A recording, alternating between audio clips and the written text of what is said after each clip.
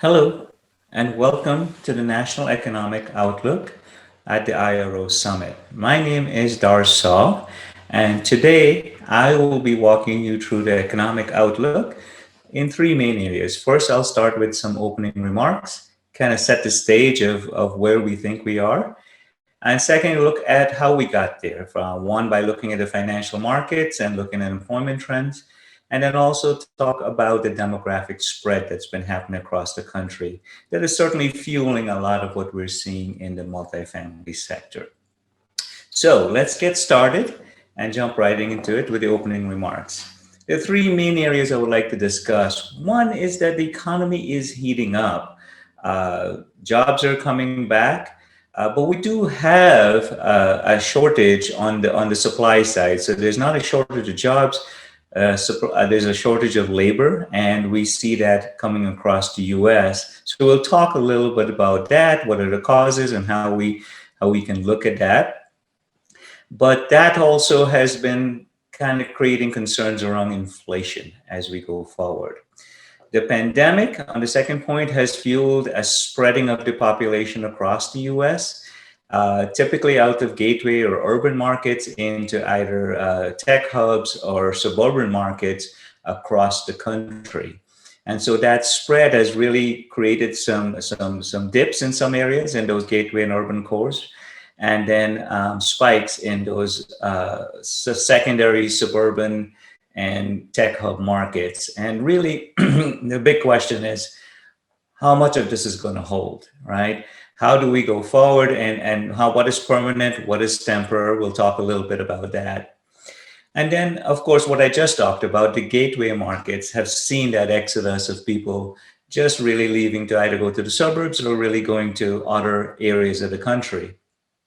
And so they've had some headwinds for sure coming through, but we have seen some good signs. We've seen some bottoming of that exodus, and some bottoming of vacancies and rates within those urban cores as well. So those are some signs of hopes, and we will talk about that as we go forward. Now, jumping into the 2021 outlook and financial markets, really, let's start with GDP. We've seen a really strong bounce back in GDP, continue to expect this as we go forward and things continue to open up. As more and more people get vaccinated, things will open up more rapidly. And we do expect this GDP number to continue to grow along with consumer confidence. You see that has already bounced back off its low and starting to come back. So we continue to see good signs there. From a forecast on GDP perspective, we agree with Evercore's ISI's view that we will have a more of a V or a U-shaped recovery from a GDP perspective. Many factors into here, notwithstanding the federal stimulus that has been put out, reopening around the globe, and really just a re-entrenchment of the market coming back. We see good things from a GDP perspective. From the financials market, pure financial markets, we all have seen the markets, the all of the index is really on a tear. S&P 500 up 42%, and that continues today. And so don't see too much abatement of that.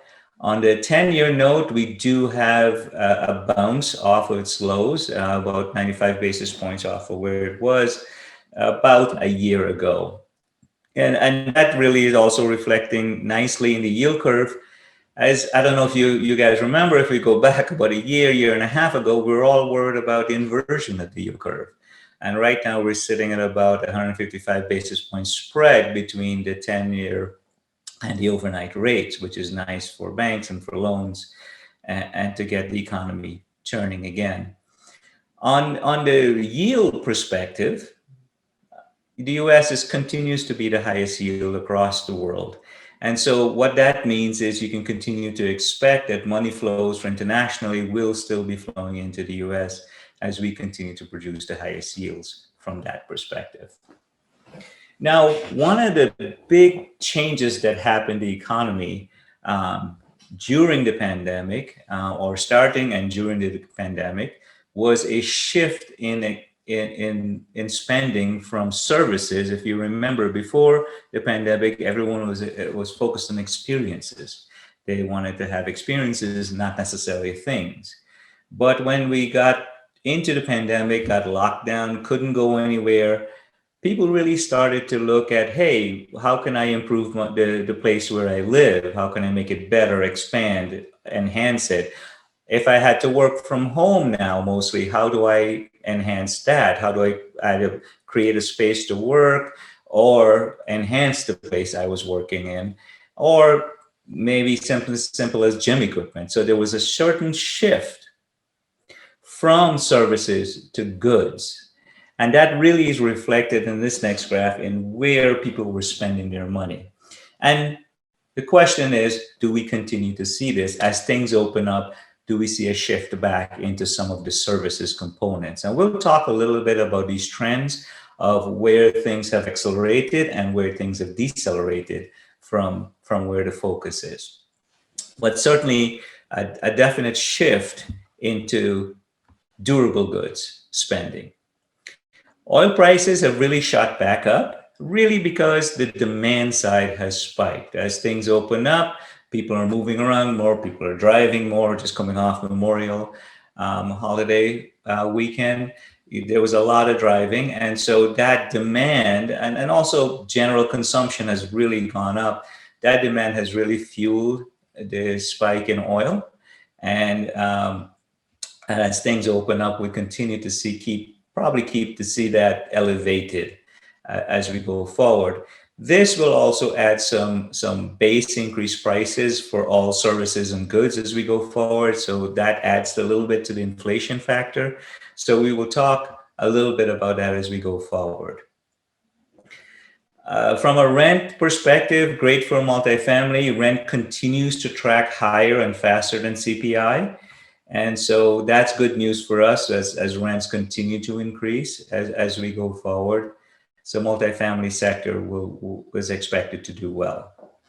From an inflation perspective, as we talked about, really we see as the economy comes back and continues to grow quickly, the federal stimulus, there is an expectation of inflation as we go forward. The Fed really had a target of 2%. Some expect some of this will go a little higher than that. And so we'll see how the Fed manages this, but do expect some inflation as we go forward into the next 12 months. From an unemployment perspective, unemployment and underemployment has fallen and continues to fall. And I expect this to continue as things open up. The thing that's hindering it or slowing it down is the labor shortage. And we'll talk about that and where that is in a little bit, but we do expect this unemployment number to continue to get better. Now, California and New York are the ones that are really still holding the highest unemployment rates across the country, but things are getting better in a lot of the other states. From a recovery on the labor market, this has really been a segmented recovery. So when we looked at the data, there were two major factors that really told a story about how quickly did the labor market recover.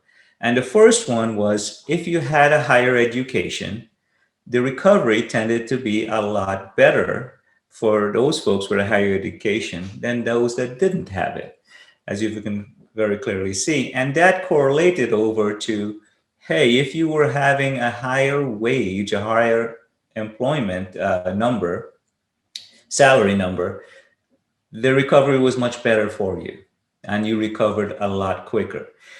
If you looked at the low sector, that really represents mostly the service sector. And we know that's not fully open yet, but you can see the recovery has been significantly slower than the higher wage earners. Things will continue to open up. As more and more people get vaccinated, we will continue to open up. And as you can see, as more and more of the world gets vaccinated, all of those numbers will start to improve. As we start to move around again, these numbers will get better. I think today, as far as the latest number is at least 50% of the US was fully vaccinated. So that's a great number. So let's jump in now to the demographic spread across the country and what has happened. And to really start with, I would like to discuss some of those trends that I talked about at the top that has been accelerated and some that have been reversed. And the COVID really it didn't necessarily start a lot of these, but it either accelerated it or decelerated it. The first one, people moving from gateway markets to tech hubs, that's new. That was happening already. The thing that accelerated that is the ability to work from anywhere because we were forced to go virtual and work remote. And so a lot of companies realized, oh, there were some benefits to working remote. Productivity wasn't severely impacted. In fact, so in some areas improved. So that allowed employers to say, hey, I'm okay with you working remotely. And people had a choice that if I'm going to work from anywhere, or if I can work from anywhere, then I'm going to choose where I want to go, where I've always wanted to go to work from. And so that really accelerated the moves from gateway markets to tech hubs and certainly the urban cores as well. Declining birth rates and getting married later in life, well, the pandemic locked us out, right? Kept us in our homes. So if you weren't married, it was a little hard to meet people during the pandemic. So certainly that was impacted. And more people living at home is certainly the pandemic has affected that, at least from a financial perspective, where we've seen a lot of kids come back home, especially if they're in college or just out of college, they came back home.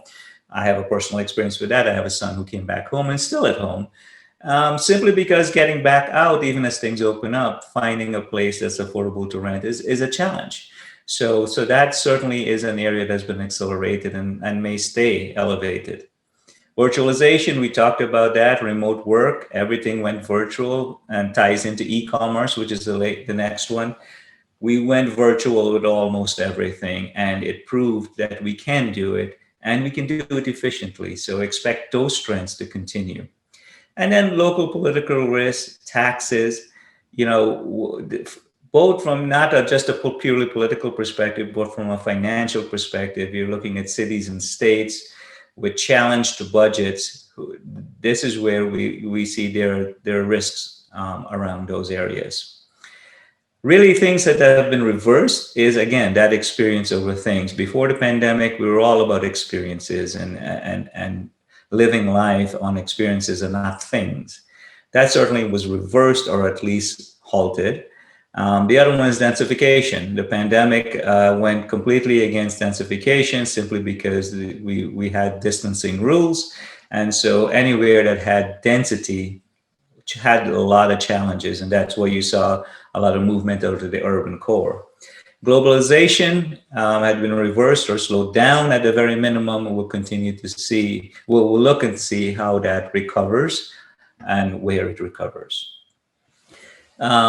Reinforcing the point on density, when we look at mobility, you can see that people who were driving or walking, that has bounced back pretty handedly and is sitting pretty nice right now.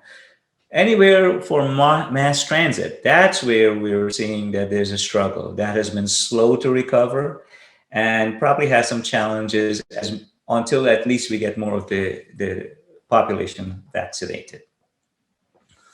Now, where did people go? Well, they really came out of, the Northeast and central part of the US and migrated more to the West and the Southeast states. And this really was accelerated again by the ability to work remote, right? If I was in a Northeastern state and I was able to work from anywhere, well, then I wanted to go to maybe somewhere warmer and a climate that they liked. And maybe that's where the Southeast really got benefit of that. Or I went out West where things may have been a little cheaper. So definitely the spread went south and west. On the spread and how people move, there was certainly two types of migration happening. The first is migration out of these urban or gateway markets. So people were leaving and went into these other tech hubs that were less expensive, but also growing, and also had a lot of services attached to them already. So things like moving out of New York to North Carolina and Florida, or California to Colorado, Arizona or Texas. So that certainly was happening, or is happening. The second trend that we saw as well was a movement out of a urban core, such as San Francisco or Manhattan, LA or Chicago, into the suburbs around that urban core. And this really represents the best hope for those urban cores, to see if, as things bounce back, whether those people who moved out to those suburban um, areas will come back into the cities, because that generally tended to be the younger folks, and they tend to want to come back to the cities as things open up. So those were the two types of migrations we saw across the board in the US. One to other tech hubs or growing cities, and then to the suburbs. And so that really is where the spread has gone, has happened across the country. And for the urban cores and those gateway markets, the hope that is represented for them is that the people who moved to those suburbs didn't really move that far. So they went to those suburbs in droves, and decent number of people, but this represents the potential bounce that we've seen in those urban cores. And we have another session that will talk about the specific data and the rent changes we've seen in these urban cores and gateway markets, and what that bounce looks like and what that recovery potentially can start to look like. So there is hope for those. I think as we go through, if I was to summarize, in general, we have a good recovery on basis. The knowledge sectors are going to lead the way. Lagging sectors such as the service sector, the tourism, they will come back as people get vaccinated and things open up a little more. We will expect to see that come back. GDP has bounced back. We continue to expect that to continue to be a strong number. Employment is a bit of a laggard, and that's really on the supplies on the supply side, yes. And there's a struggle there, but we do expect that to come back and really support the economy as we go forward. The major concerns as we look forward really is inflation. As we talked about oil prices, we talked about that baking in a lot of price increases into services and goods, and really looking at inflation carefully and keeping an eye on that. The other thing is what kind of long-term impact we have to interest rates and how high those potentially can go. And then keeping an eye on the migration of the gateway markets, whether it continues to go out or we start to see some people coming back into those urban cores and gateway markets. Now the prices have fallen down. Now that things are opening up, maybe mass transit will open up a little more. But all in all, the multifamily sector has done extremely well and will continue to do well as we go forward. Everything that we have seen supports that concept that we will continue to see growth and good things ahead of the multifamily market. So that wraps up my update for you. And I'd like to thank you for your time. And please join us with the conversations on social media. Tag us so we can have a great conversation about what you've heard throughout the summit. And again, I thank you for your time and your ear today. Thank you.